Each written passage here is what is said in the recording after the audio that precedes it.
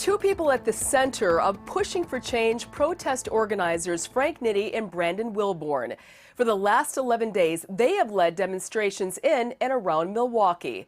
So how long do organizers think they're going to march?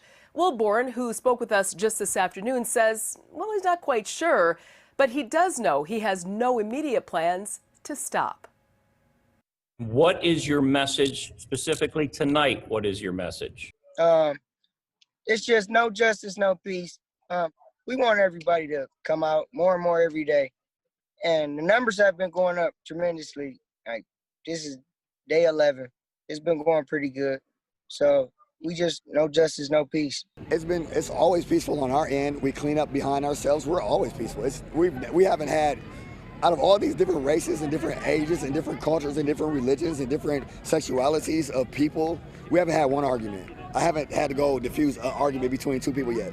The only altercations we've had have been with the police. And we've been avoiding them along the way every single time, but they choose to altercate with us. So when you have, I was dancing with a white lady that was about 90 years old in the street off of Tupac today. And a little kid about 7 years old gave a speech today. That's who you're tear gassing, just so you know. And you're calling them rioters. So when they know that they're peacefully protesting, trying to be a part of history, trying to give their part of history, everyone has their chance to stand up for what they believe in. This is your opportunity. If you want to stand up for an injustice that happened anywhere in America, especially when it happened in Minnesota, and you feel like black people are being treated unfairly, and you want to stand up and be a part of history, this is your chance to be a part, no matter who you are, no matter what age you are.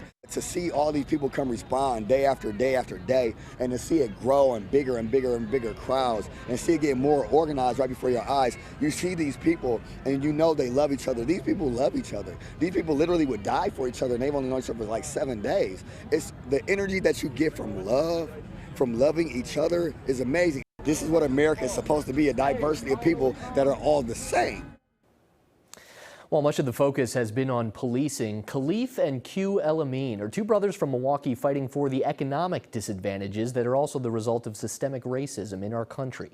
They're the founders of the Young Enterprising Society, which has two main goals: using STEAM education to expose students to the latest technology, and a business program for adults that supports and trains startup companies. We see it, time and time again, with the entrepreneurs that we deal with. Just not being able to be awarded the same opportunities as our white counterparts. So we know, and we use it as motivation, because we know that, going into it, we're already at a disadvantage. It just is what it is. So, we know that we have to work 2-3 times as hard as the predominantly white organization, regardless of the metrics that we hit, regardless of the outcomes and the goals that we have to show. It's tough. It's tough because we see it's just from generations to generations. But what I can speak positively on is that there are a lot of the changing of the guard, where there are a lot of newer blood being infused into the city. But we do still have a long way to go. I think we really need to have laser focus on what that end goal is, and it really is just it's equality, and justice.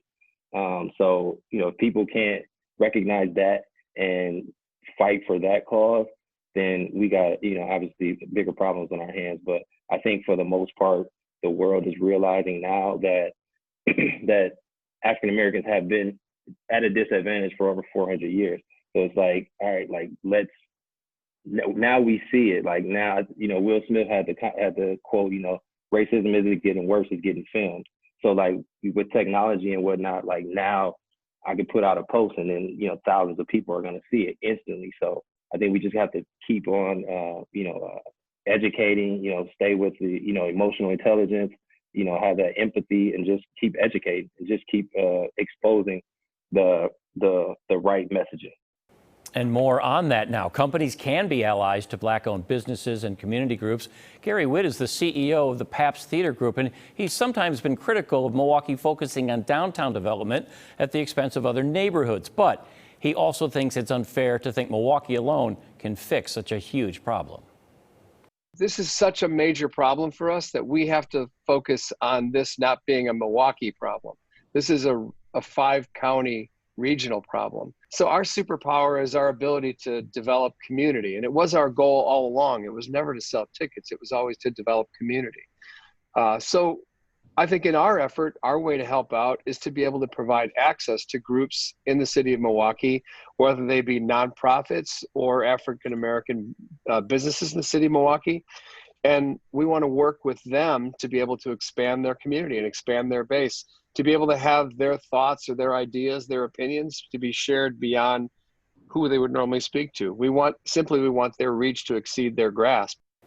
So here's an example of a company using their superpower. The Paps Theater Group will be sharing its database. It's significant, 350,000 contacts with a Black-owned business or community group for a week each month for the next year. It is a way for those groups to reach a new audience.